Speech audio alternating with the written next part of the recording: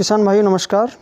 मैं पुरुषोत्तम कुमार बहुत बहुत स्वागत करता हूं आप सभी का आज की इस वीडियो में आपके अपने YouTube चैनल किसानों की पाठशाला में। किसान भाइयों, आज की इस वीडियो में हम बात करने वाले हैं कि मेंथा की फसल में सल्फ़र डालते समय हमें किन किन बातों का ध्यान रखना है या हमें सल्फ़र डालते समय क्या क्या सावधानी रखनी है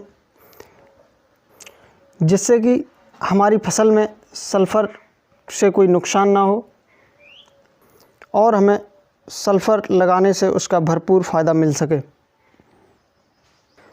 तो आइए किसान भाइयों जानते हैं वे कौन कौन सी मुख्य बातें हैं जिनका हमें अपनी मेंथा की फसल में सल्फ़र लगाते समय ध्यान रखना है। किसान भाइयों, सबसे पहले हमें इस बात का विशेष ध्यान रखना है कि मेंथा की फसल में सल्फ़र जब भी लगाएं तो सिंचाई के बाद ही लगाएं, जिससे कि खेत में पर्याप्त नमी हो। खेत में पर्याप्त नमी मिलने पर सल्फ़र अपना कार्य बहुत अच्छे ढंग से कर पाती है। खेत में उचित नमी न होने के कारण सल्फ़र लगाने के जो फ़ायदे हमें मिलने चाहिए हमारी फसल में वो नहीं मिल पाते हैं। इसलिए इस बात का विशेष ध्यान रखना है किसान भाइयों कि हम जब भी अपनी मेंथा की फसल में सल्फ़र का प्रयोग करें या सल्फ़र अपनी मेंथा की फसल में डालें, उस समय खेत में पर्याप्त नमी होना बहुत ही आवश्यक है।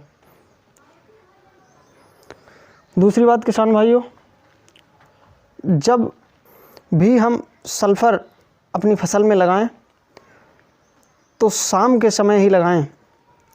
सुबह के समय सल्फ़र का प्रयोग अपनी फसल में कदापि ना करें, क्योंकि यदि सल्फ़र का प्रयोग सुबह के समय हम करते हैं तो वह ओस के साथ मेंथा की पत्तियों पर चिपक जाती है, जिससे हानि होने की संभावना बन जाती है।